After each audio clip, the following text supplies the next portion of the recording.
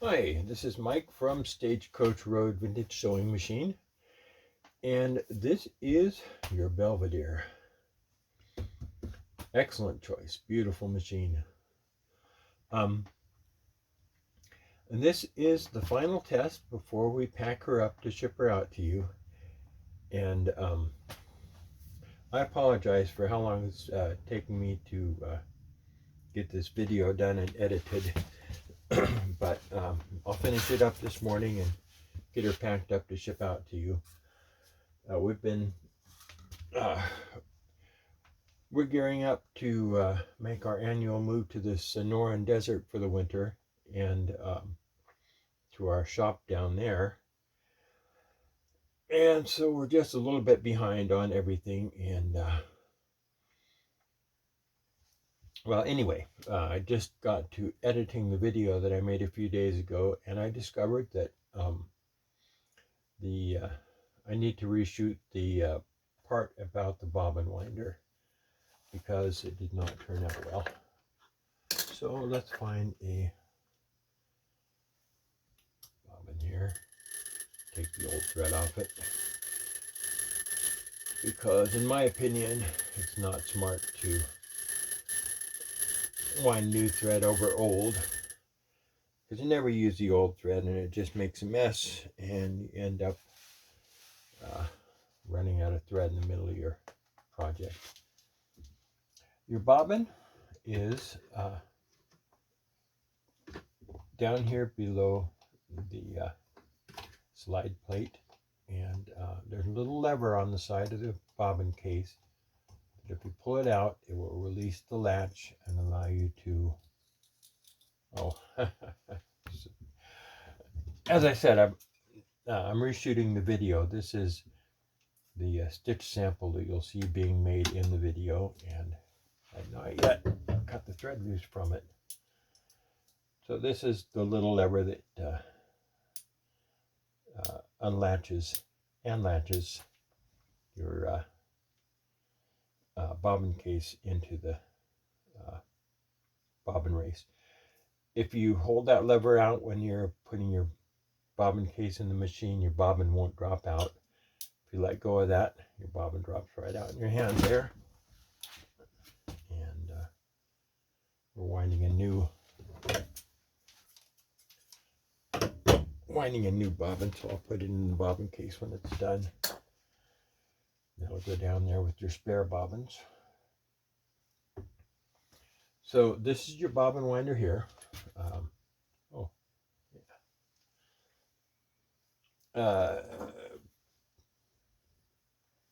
Put your thread on the spool pin down here.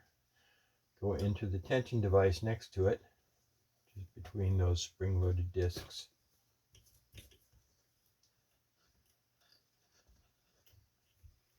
And up to your bobbin winder. And I like to put the thread on the bobbin before I put it on the winder. It's just easier than trying to poke at it once it's in place. Put the thread through one of the little holes from the inside, of course, towards the out. And hold the thread with your finger while you put several wraps. Hold it better than I did.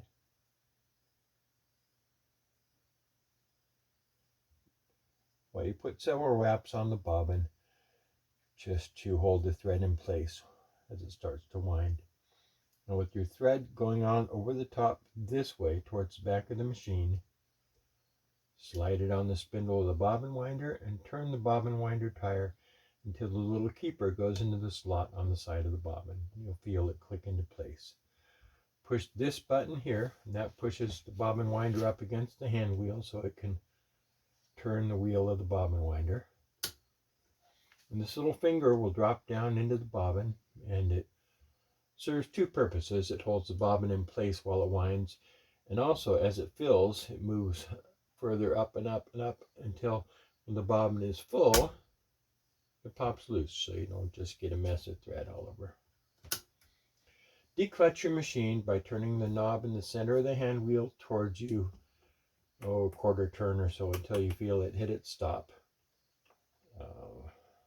Probably a good idea to take up that little bit of slack there. When you declutch your machine, it allows the hand wheel to spin without cycling the rest of the machine and wind your bobbin. So here we go. No reason to go too fast, just end up tangling your thread. That's about all there is to winding the bobbin. We're not going to wind the whole bobbin because it's just a demonstration. Flip the lever up, reclutch your machine by tightening the knob in the center of the hand wheel. And with your thread coming off the top of the bobbin in this direction, drop it into the bobbin case and direct the thread up into the little slanted slot on the side and under the leaf spring until you feel the thread click into place. And now you have tension on your lower thread. This little leaf spring is what applies tension. And you adjust it using this little screw here, something you'll probably never have to do unless you're sewing something with real heavy thread or maybe super lightweight thread. This is a good adjustment for regular sewing, regular thread, regular fabric. Holding the lever out, so again, the bobbin doesn't fall out while you're trying to put it in. Here, let me try to show you. Bobbin clicks into the bobbin race here with the little finger that sticks up going into the slot at the top there that's cut out for it. Make sure it's in all the way snugly. You don't want it to drop out.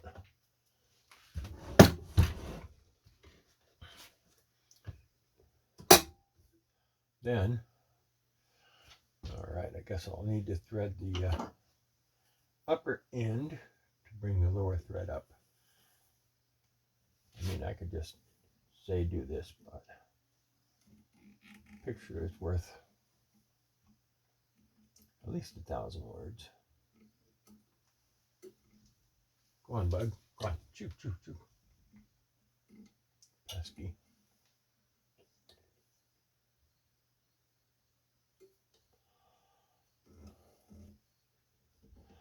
And almost immediately you're going to see a better demonstration of how to thread this thing.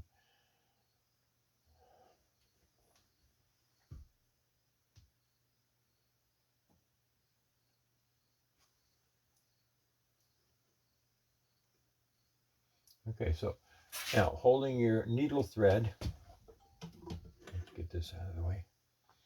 Holding your needle thread, turn the hand wheel towards you 1 full revolution, and the needle will take the thread down where the hook will pick it up and wrap it around the bobbin and bring up your lower thread. So 1 full revolution towards you, and there's your lower thread. All right, you're going to get greetings and salutations at the end. But again, thank you for buying this beautiful machine. I hope you have decades and decades and decades of wonderful sewing pleasure with her. All right. Well, my landmates are up and moving around the house, so we have moved out to the sewing machine shop to finish this video because they're going to be clattering around and cooking breakfast and whatnot.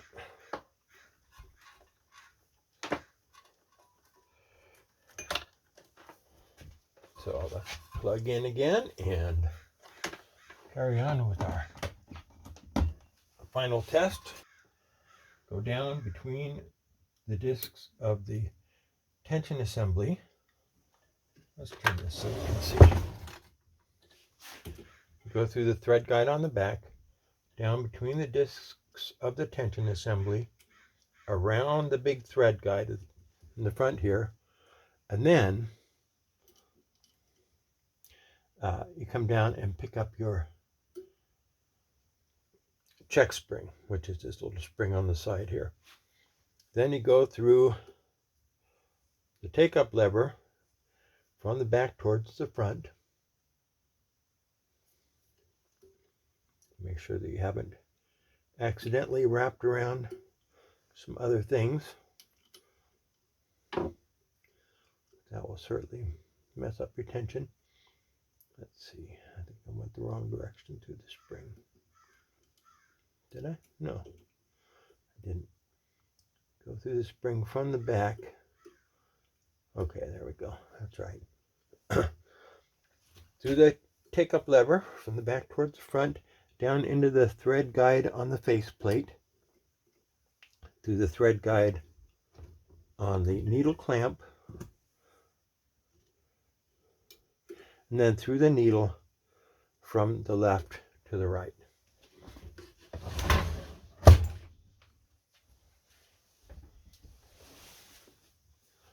I'm going to try to stay out of the way of the picture here as much as I can.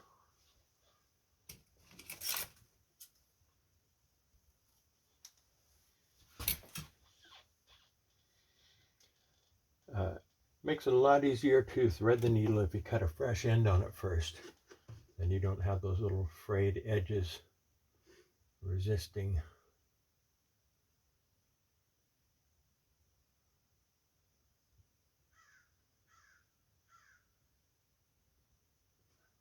Oh, come on. It's not that hard. There we go. Oh, that's not it. There. Oh, son of a gun.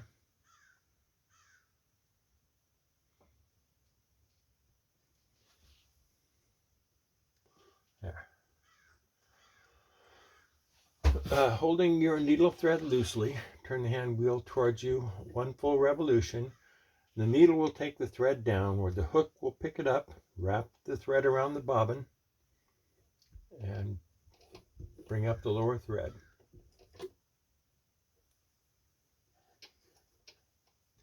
Put the thread between the toes of the presser foot and towards the back, and you're ready to sew. Put your fabric under the presser foot. Lower the presser foot using the lever on the back. And this knob here, this is your feed dog drop. If you want to drop the feed dogs, little teeth that move the fabric, so you can do free motion sewing like darning or machine embroidery or anything like that. You just turn this knob to the left all the way to where it says down. Yeah, the feed dogs go down and they never come up and touch the fabric. Don't move it. You move it. To sew, you turn it. To sew regular sewing, if the feed dog's moving your fabric, just turn the knob back to up. If you're doing free motion sewing, you'll also want to release the pressure on your sewing foot. And to do that, you just turn that little knob a little bit and the button pops up. Oh, no, you push it down. The button pops up, and then that takes the pressure off your off of the sewing foot, and you can move the fabric around by hand. If you're going to do fancy art with your machine, it's good to get an embroidery hoop to hold the fabric taut while you're working. Okay.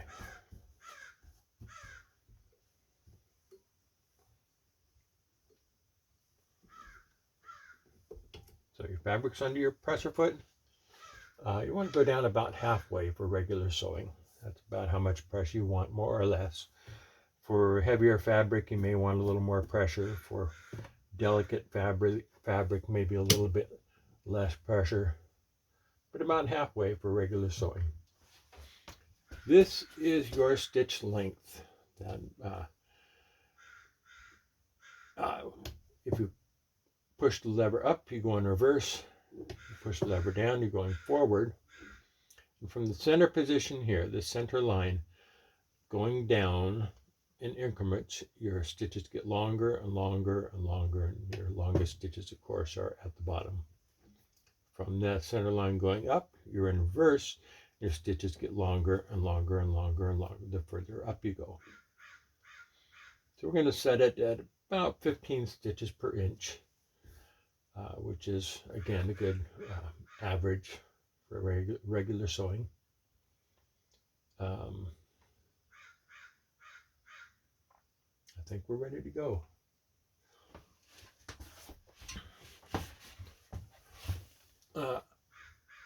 It's always a good idea to hold your thread for the first stitch or two until it makes the first lock stitch.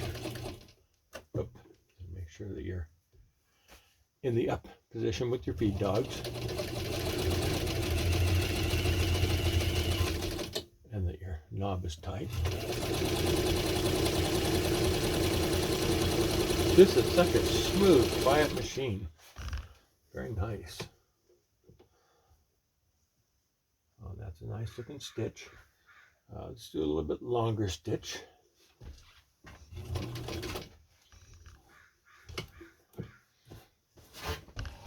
And you'll, whoops, probably shouldn't be bumping my stools in here swing back and forth. They're from an old dentist office, and they're for the dentist and his assistant.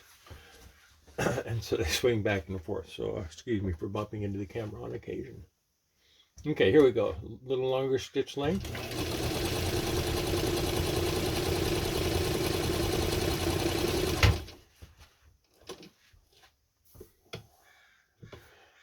Longer stitch length.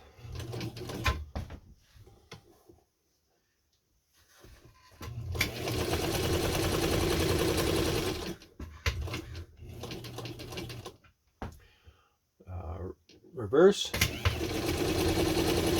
forward, reverse, forward.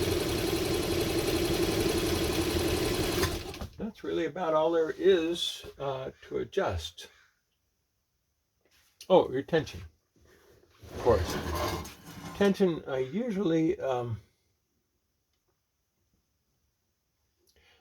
set it so that the tension is around 3. Looks like on this one I might have set it so it's about 2, but you're for regular size thread, usually want about 2 or 3. A little more tension if you're sewing heavy fabric, a little less tension if you're sewing something light and delicate, but basically around 2 or 3. And you'll be able to tell by how tight your stitch is.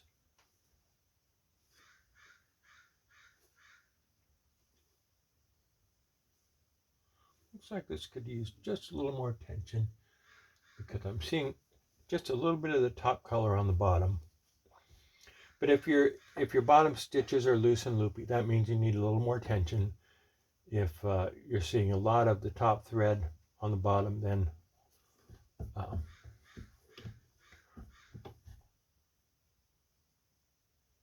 yeah, same thing, a little more tension. So let's go up to about 3.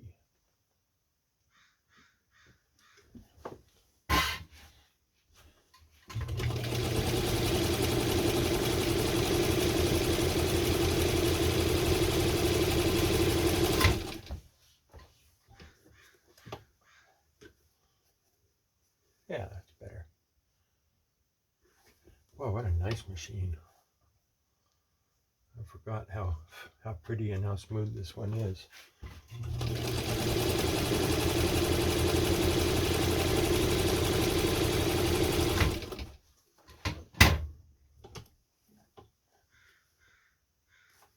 Yeah, that's a nice, well-balanced stitch.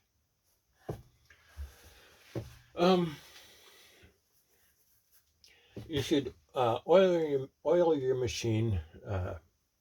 If you're sewing all day, every day, you should probably oil it every couple of days. If you sew just once in a while, you probably want to oil it every 1 to 3 months, just depending how much you use it. If it sits in the closet for a long time and you don't use it and you bring it out, and it hasn't been oiled in like 3 months or more, you should probably go through and oil it just because the old oil dries up. I just re-oiled it when I brought it out of the warehouse for you. When you, let's see.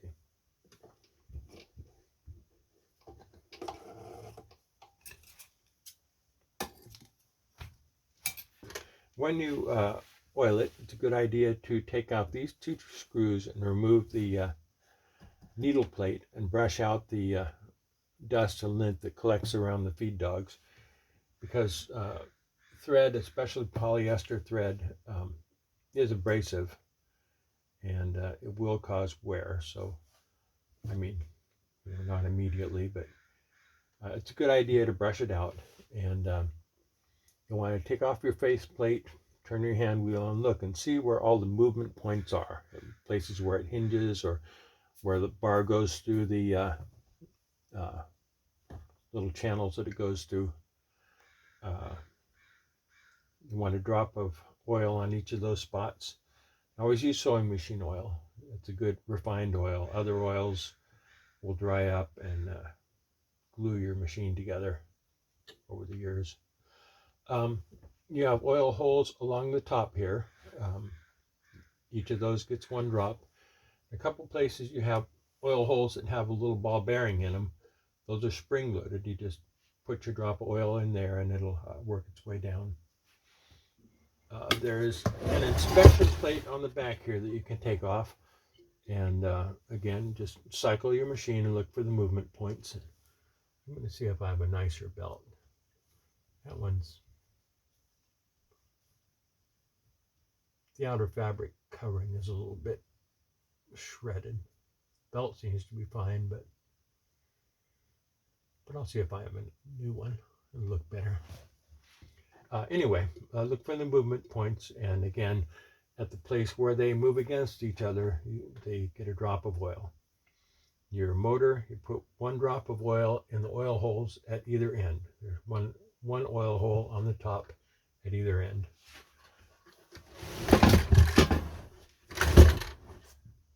Down below here, if you cycle your machine, you'll see what moves.